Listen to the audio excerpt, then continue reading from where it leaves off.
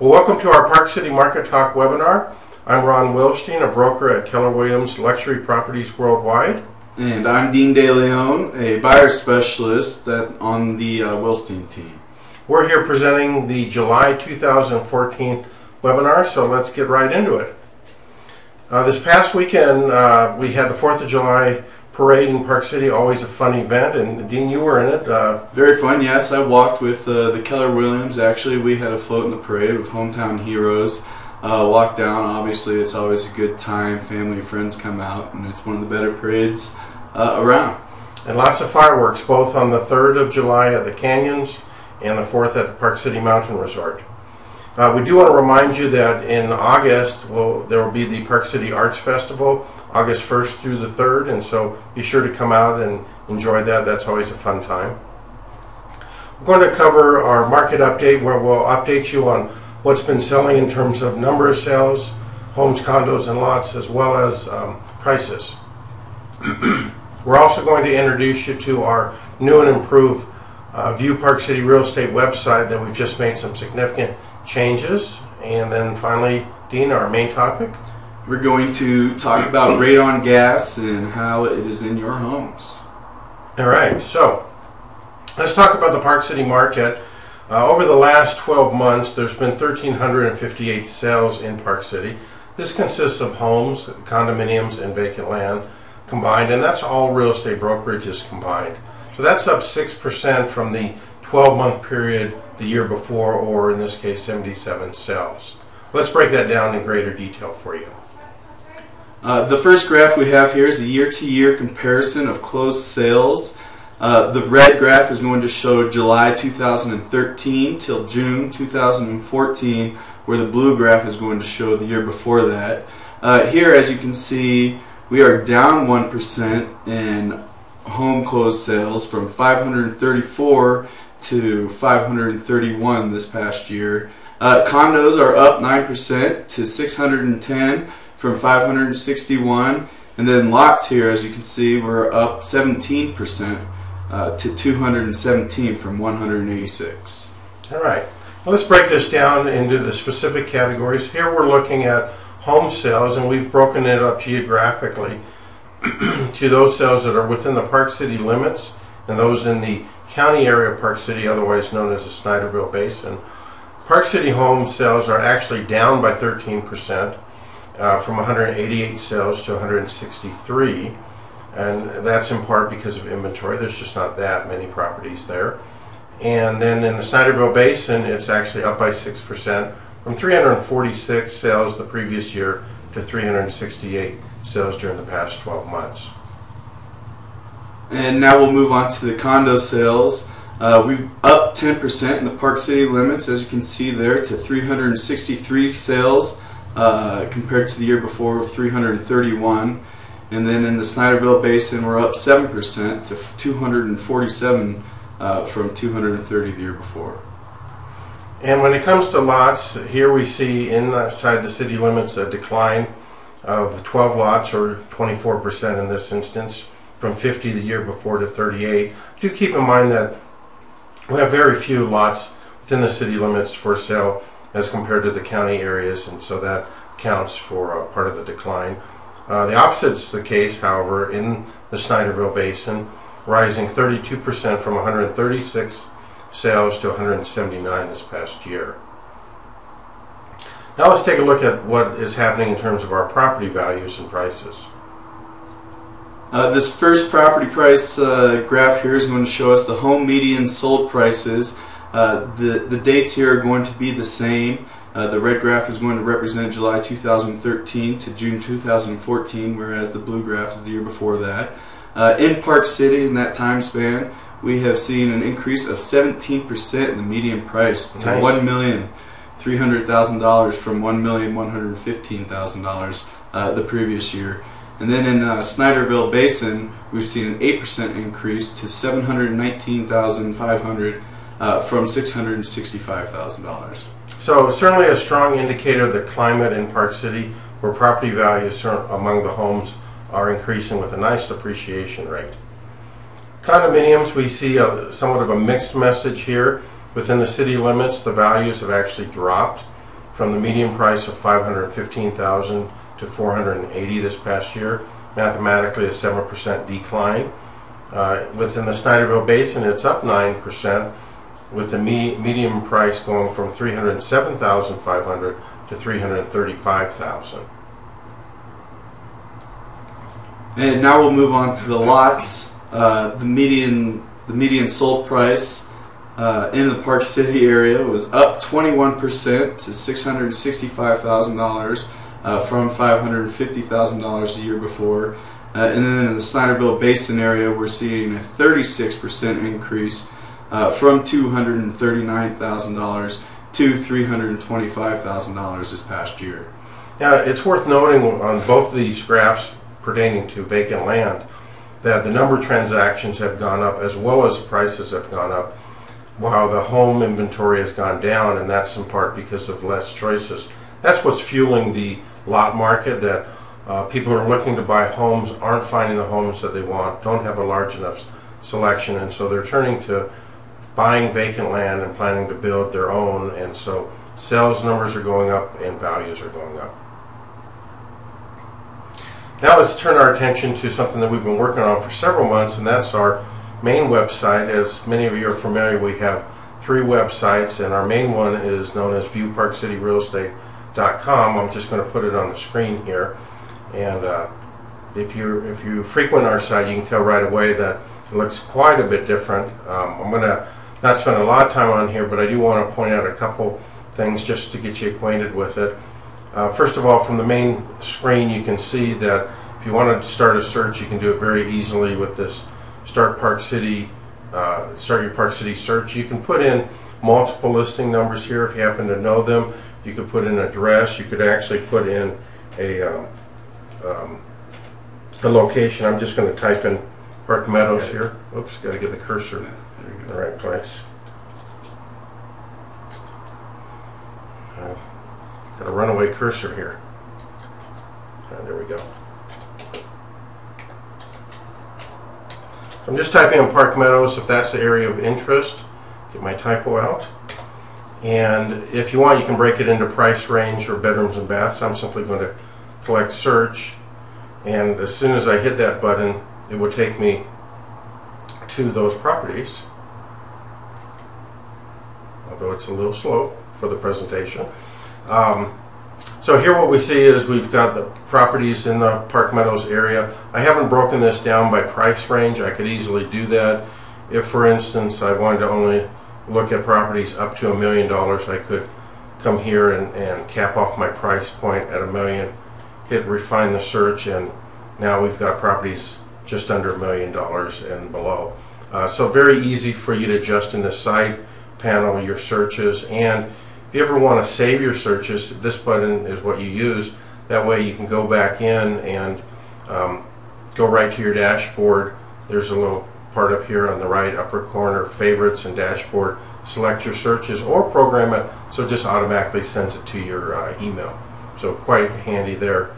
Under property searches, we've got categories: homes, lots, condos in 5 main geographical areas, as well as property types. So if you were in the market for golf properties, for instance, you could click on that. There you are with golf properties, and you could select your price range and choose that, and there you go. So you have a lot of control over that. We also have created a search called Search by Subdivisions. We have listed here the major subdivisions in the Park City multiple listing. I'll just slide down to, say, Pine Brook. I click on this, it takes me to our page on Pine Brook.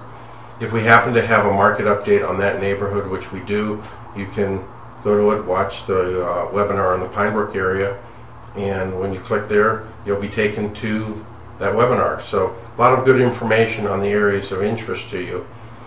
Finally, let me mention that at anywhere you can choose Watch a Webinar Now, and it would take you to the most recent webinar. There's a screen of the one we're actually recording right now, or our archives below. So very convenient access with our new website.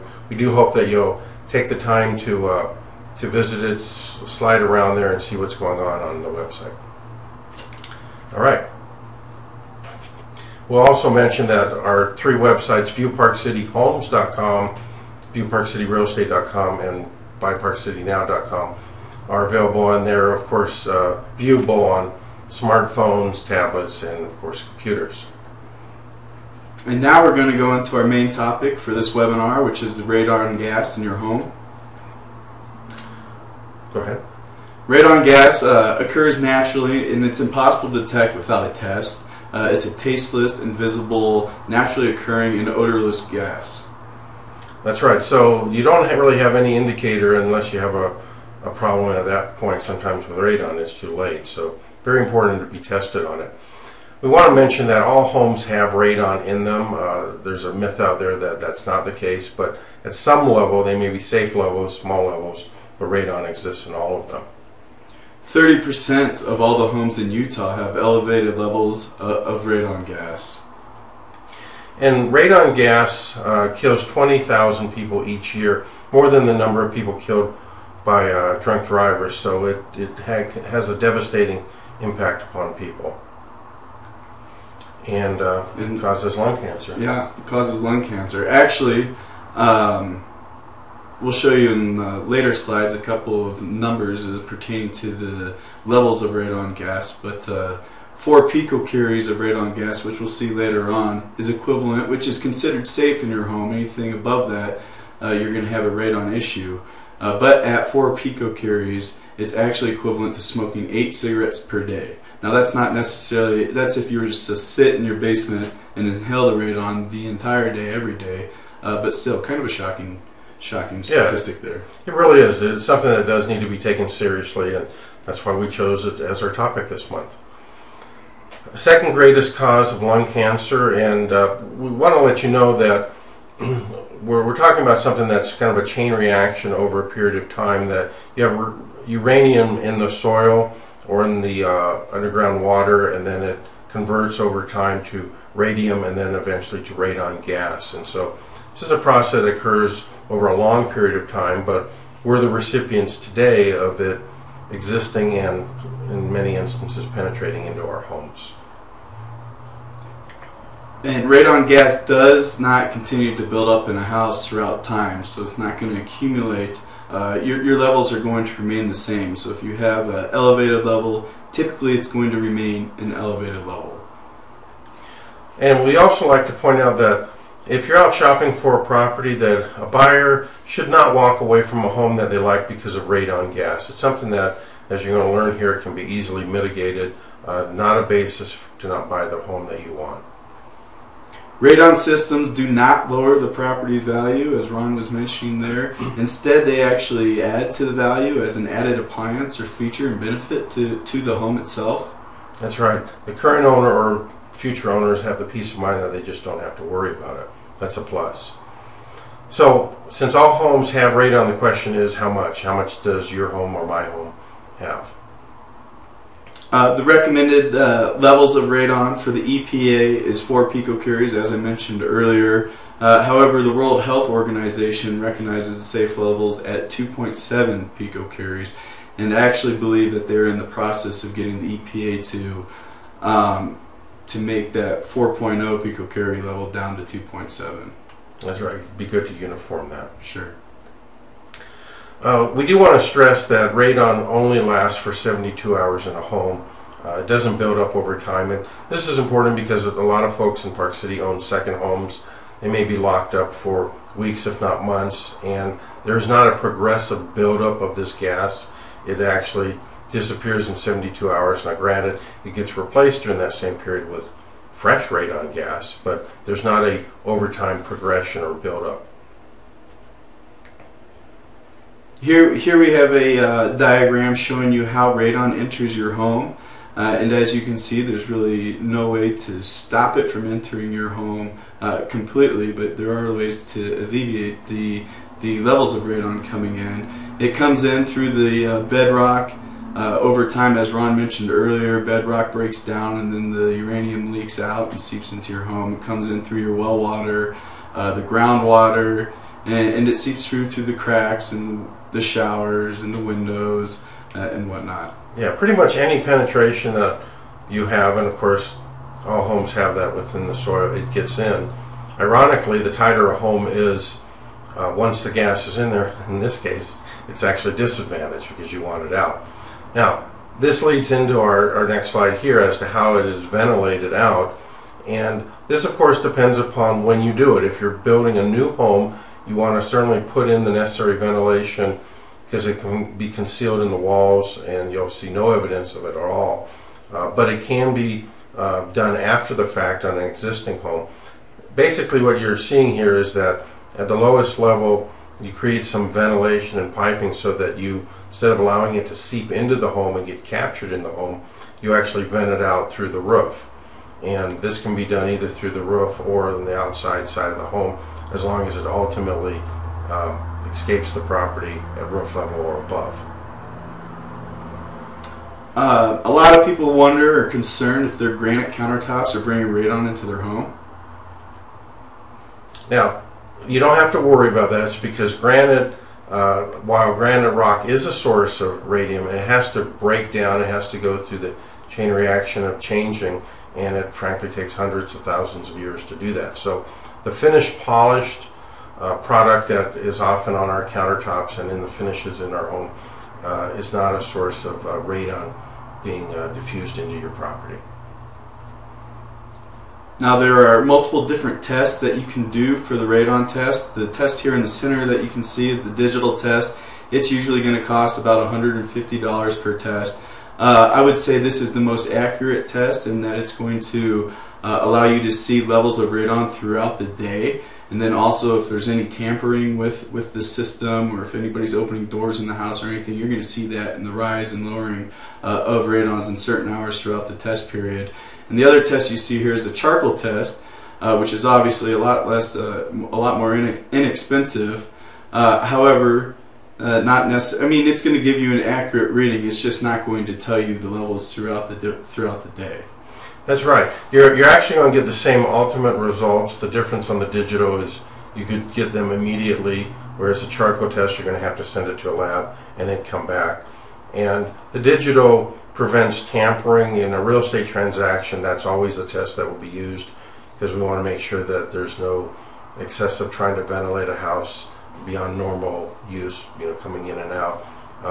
We do want to mention to you that at home improvement centers you can purchase these different test kits, particularly the digital ones that we want to address here, and that is that there's typically a shelf life. Actually, on the charcoal, I misspoke there. There's a shelf life on the charcoal, and so you want to make sure that it's fresh and within that time period. Not sure that we can rely on a home improvement turning over their product, keeping it fresh like one does with produce in a grocery store. So you want to make sure you have not an outdated test if you're going to do the charcoal route. There are some sources, and we'll provide them as to where to get one where you can depend upon and know that it's current. Now, if you learn that you have unsafe levels of radon in your home, you want to seriously consider installing a radon gas removal system. These are typical costs. Typically, it's going to run you around $1,400 for the standard system, $1,800 for a system if you have a crawl space. And it does improve the overall quality of your home because it's going to continually circulate that air throughout the home and obviously take the radon out before it gets into your house, as we showed you in the diagram before. And it's not necessarily a concern of yours at that point in time. That's right. The price of peace of mind. Yeah. These systems are designed to run 24 hours a day, year-round. So if you happen to own a Park City home, second home, it's not something like you flip off the switch and turn it off while it's gone. They're most efficient when they're on all the time. And the annual cost is really parallel to the cost of a light bulb running all the time. So not a huge electrical drain for the safety that you're getting. We do want to draw your attention to the EPA website, epa.gov/radon, for additional information, and just want to encourage you to take the test, be safe in your home, and if you're going to sell your property, let's make sure that the next owner is safe as well. Here are just some photos of what it looks like if you're doing it after a home has been built.